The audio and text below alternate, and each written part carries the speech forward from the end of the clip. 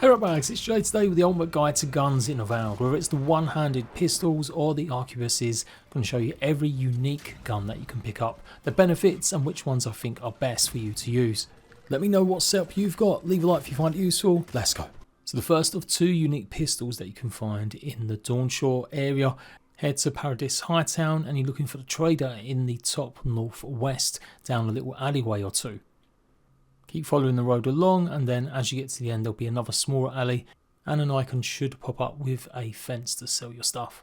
He sells the dissapointer, which again, depending on what level you are, it might be slightly different, the starting stats of it.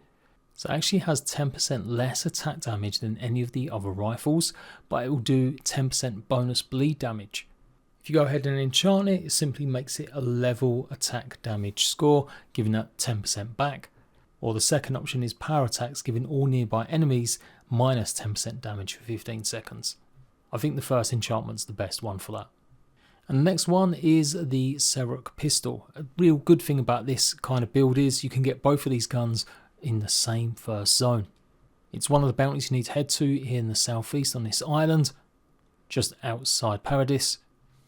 There's a few guards around nearby, so I would actually focus on using maybe the stealth ability, if you've got it, to get in close and get a shot on the main one. He does do quite damaging power attacks, so that's the only thing you really need to worry about. Otherwise, focus on the smaller ones first if you don't have the stealth ability.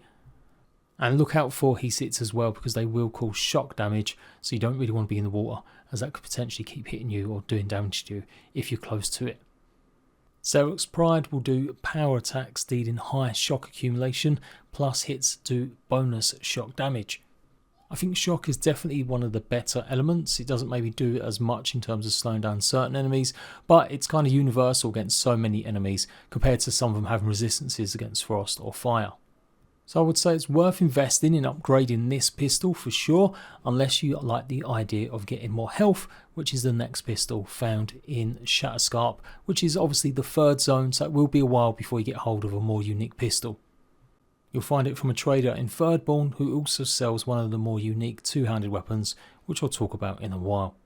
Obviously head to Thirdborn, the town, and to the top left hand side you'll find a trader of the map. As soon as you go into the area, turn right. The one-hand pistol is called Fair Play, and it's pretty good for restoring your health and your stamina. I do believe the bare minimum that it should be is exceptional. Some items do change depending on what level you are, but I think that's only stuff that you find out in the world, but I could be wrong on that. But either way, you're going to be spending quite a bit of gold.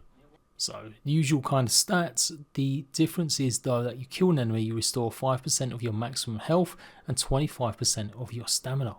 Maybe not so good, Vengeful Shot is the second bonus. Taunt and gain 100% critical hit chance against enemies that incapacitate one of your companions. This feels like such a really obscure kind of buff and bonus.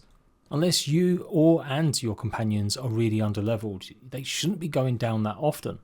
So the idea that you get revenge against one single enemy that's gone on down one of your companions, I would rate this as one of the worst buffs in the game. It's the pistol in my left hand here, while I'm also utilising the next magic gun that you can get, the magic pistol that you can find in Gadawain's Tusk. I do think though the first bonus absolutely makes up for it. Getting that extra little buff of health and especially stamina means you should be able to do more power shots more rapidly. It does all depend on your character though. If you built a lot of points into your stamina, it's maybe not going to be such a big deal, and it is only 5% health, so it's a nice little buff for sure, but obviously better use when taking on multiple smaller enemies rather than a tanky one. If you enchant it, you can get 10% of your maximum health and 50% of your maximum stamina back, or a power attack actually pulls the hit enemy into melee range. So clearly if you're going to be just one pistol use and a melee weapon, then you'd go for the second option. And the last pistol that you can get is in obviously the Gadawain's Tusk, right to the far western side of the map, Ekidan's Workshop. There's actually a bounty really super close, so you've got that as a marker to head to. There are some jumps that you need to do and lots of the acid water, so that can obviously damage your health. I'll of course show you exactly where it is on the map in a second, but I think I'd show you the parkour route first. Enter into this space and it's relatively simple. There's no enemies to kill, but you do have a decision. I won't spoil it too much, but yeah, go ahead and talk to what you find in here, and then you've got decisions to make, but you will need a resolve of 13 to unlock a late game option. And also you can get it before or afterwards, but you'll notice there is a wooden ball to break as you're leaving, and inside you'll find the magic pistol. Technically it's called the magic mistol, but you get the idea. So here's the exact location, as I've said, all the way to the west hand side. There is a little fast travel point near, and yeah, you've got quite a route that you're going to have to get past. You may have to go a bit more north to get across the bridge filled with lava, and then face a bunch of sporelings in the area of the slumbering fields. So bring something that's got good fire use. Ice is not as effective against them. And I think this is one of the best guns in the game. Power attacks deal very high stun, bullets seek and target enemies. So if you're someone that prefers to play without the auto aim being very strong, you can actually miss your shot a little bit and it will actually home in on an enemy. Not too much though, but absolutely the stun ability on this is incredible. You can take out enemies that would normally take 4 or 5 shots with just 2. I was using it in combination with the other pistol, the shock one that you get much earlier, which was significantly underleveled compared to it. But yeah, as you can see, I'm about to show off a shot that I'm aiming really high and the bullet still went through. But just don't expect to shoot up in the sky and immediately have that bullet land. As you can see, if it's too far away, you just simply won't target it. If you go ahead and enchant it, power attacks will deal moderate stun to nearby enemies, or you can choose to actually kill an enemy, giving you 50% reload speed for 10 seconds. So again, based on whether or not you're going to be using it more against lots of enemies, I would say it's up to you really. The reload speed is good for sure, but that power attack dealing more of the stun to nearby enemies means that you could potentially take on even more of them with more power shots, as long as you're exclusively using power shots. So I would actually go for caerocs pistol as being my ultimate upgrade, and yes, the magic mistol. Although you do get it so late game, it might seem a bit pointless. Again, it just depends on what else you've done. If you kind of bypass a lot of the side content or bounties in the rest of the area and you want to maybe go and explore it or some of the other zones, then yeah, go ahead and keep upgrading it to make it your ultimate. But otherwise, I would go for the one that you get from Shatterscarp. It all just depends on variables on your playstyle. But if they ever add a new game plus, I definitely want the magic mistol and caerocs pistol with me, I think. Unless you're going one-handed melee with a pistol, then I'd maybe go for fair play. But I wouldn't really ever bother upgrading massively the dissapointer, unless it really appeals to you to be dual wielding up until you get to the 3rd zone. But of course you will save yourself some gold also to go ahead and buy the fair play if you do kind of ignore the first dissapointer pistol you can get. Moving on to the arquebuses, you won't actually get a unique one until you've gone to the Emerald Stair and followed a huge amount of quest and storyline. It also results in a big spoiler change for the rest of the game. So I'll leave that full video in the link or comments down below so you can watch it for yourself. But the bottom line, if you want to get one of the first unique two-handed guns in the game, you need to complete the Steel Resolve quest. It will start you off by looking for some missing rangers. There's a whole bunch of steps you'll have to take to get to the bottom of things, so make sure you're prodding and probing the actual people you're investigating. But eventually, when you do return to the Rangers Tower that you can find in the east of the map, your reward for completing that quest is the one last trick. Shots from this gun will go ahead and do moderate damage to enemies nearby, basically bouncing off additional enemy damage. Also get a 20% buff to your reload speed, so if you combine this with the right kind of gear and stats, you can really make reloading super quick. I think the second shot or damage that does get applied to enemies is maybe still quite low. The main shot here doing 335 and then 84 only damage the second enemy. But yeah, up to you if you check it out. Here's location all the way to the east of Fjord or directly north as you enter the Emerald Stair.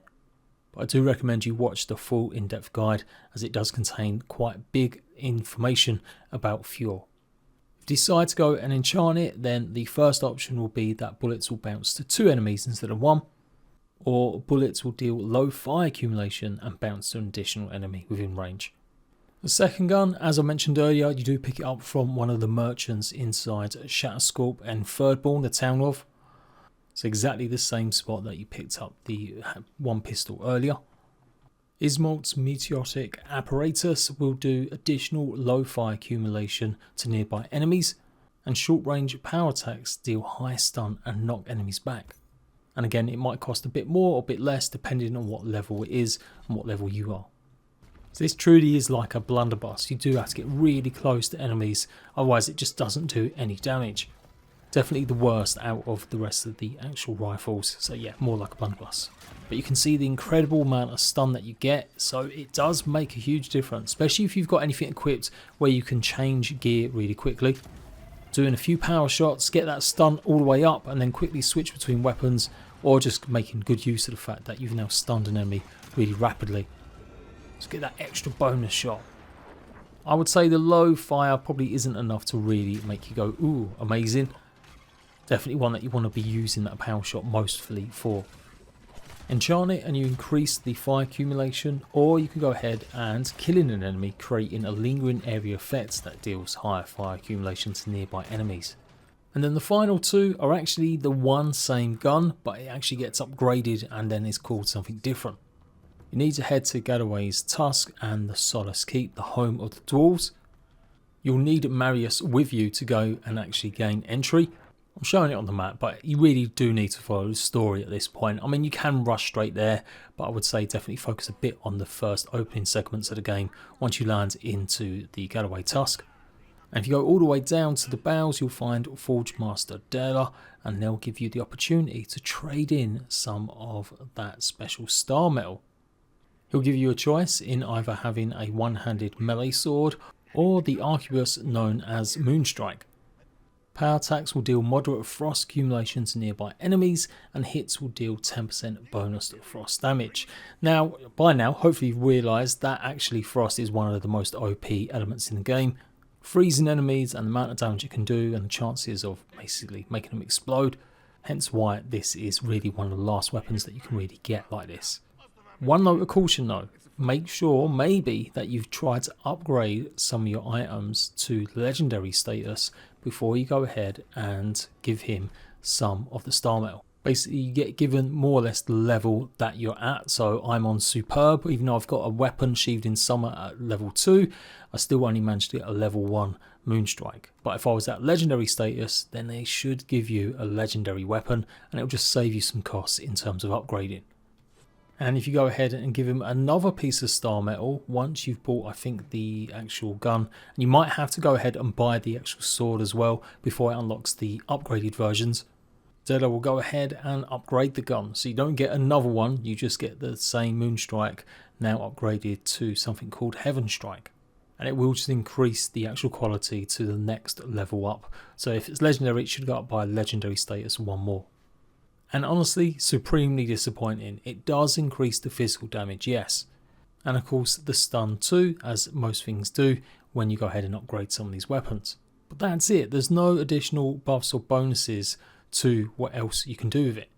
It's still just the 10% bonus frost damage and dealing moderate frost accumulation to nearby enemies. Likewise, the enchantments do exactly the same thing as well. You can either go ahead and get more frost accumulation by doing power attacks to nearby enemies, and killing an enemy gives you 5% damage reduction for 10 seconds. Now if you don't know, there should be at least one star metal on each one of the major zones, so 4 total to go ahead and upgrade both the weapons, the one-handed sword and obviously the Arquebus. I'm showing you where the location is in the actual Dawnshore. It's by the temple, pretty much by the gateway to the Emerald Stair. The next one's where you fight an ogre in a waterfall or cave. It's kind of an entranceway that you can go through an old abandoned house. I think it's called Damp Burrow, and you should find it in a small area. The ground will have this purple on it as well. So that's the location in the Emerald Stairs, all the way over to the northeast. If you spawn at the waypoint just outside Thirdborn, just here, straight across you can see these cliffs, head towards the side of them, and you should find a small little tunnel that take you through to the abandoned mines. This one's probably the hardest and easiest to miss in terms of just pure location, as it requires a bit of parkour and maybe jumping on things that you wouldn't necessarily think to, but you should know it's the cave as it's got a fossil right next to it. And you do get guided here by one of the missions. Anywho, clamber through and climb up through the area on top of the constructs. Jump across and make your way through this little gap and then get right on top of the cliffs effectively. And instead of turning left to talk to the NPC you'll find in there, actually turn right, move along this cliff face, and instead of jumping up here, as there might be a little bit of loot but it's not actually what we're after, Take a leap across and jump on top of these rocks and follow the cliff edge along. And literally just sitting there in the middle of nowhere pretty much is the third piece of starmetal. And hands down the toughest in terms of combat is all the way in, obviously Gallowayne's Tusk, just south of where it says Ash Forest, all the way over to the west. You'll find the fourth and final piece obviously inside the meteor pit. There will be some enemies nearby to deal with, and especially look out when you go ahead and grab the fragment. You'll get this ridiculously OP revenant enemy appear, and yeah, good luck facing them, as it's a legendary, or it was at least for me. I've probably done or will be doing a smaller guide for all of these, giving a bit more detail about how to get some of this stuff, as well as the one-handed sword. Overall though, a bit disappointing for the Arquebuses. Yes, they are powerful, so I guess you can't make them too OP. And it does feel like guns really should be maybe more of just a sidearm, a side class that you use rather than a main. Definitely are ways to boost and improve it, but I'll be doing that in another video where I talk about different play styles, as frankly I need more time to play around and maybe using some mods to give myself as many points and abilities as I can get, so I can really flesh out. It's getting quite annoying having to reload a game and play like 4 or 5 hours to get all the right gear to show you mage class, range class, stealth class. So I'm going to download some mods again and hopefully be able to show you a bit more detail about some of the classes that I think are fun. And yeah, I will include this for sure, but like I said, it's always going to be a bit more of a side class using the Arquebuses. I do think in terms of aggression though, you can't really go wrong with upgrading the one last trick. That 20% reload speed, again if you combine it with other stuff, can be really massive in terms of how much damage you can do to an enemy using the two-handed guns. So I would say that's a good one to go ahead and upgrade. And given that you have to spend quite a bit of gold to go ahead and buy izmalts, meteroric, apparatus, I would say that one's maybe something you could leave. It's not like you're dual wielding these guns, so yeah, you could actually ignore that and maybe just wait until you get a hold of moonstrike. But by then, the moonstrike is like part of the last places that you're going to be exploring, so you won't maybe get much room to use it unless you've kind of left a lot of the bounties and side quests alone. But of course, collecting that star metal has probably been easy enough in the first 3 zones, so there's no reason why you wouldn't at least try it and mess around with it. So that's my tip, go for the one last trick, get that upgraded if you really want as you play through, and then obviously switch over to moonstrike and get that upgraded to heavenstrike when you get the chance. Let me know if I'm wrong. Have you been maining the Arquebuses? Have you been an absolute crack shot or using izmalts blunderbusss to full effect? Absolutely put it in the comment section how you've been playing. I've got lots more guides incoming, taking a look at all the unique bows and a lot more. So make sure you're subscribed and I'll see you right back for more AVOWED, RPG and survival games news and guides soon. Bye bye.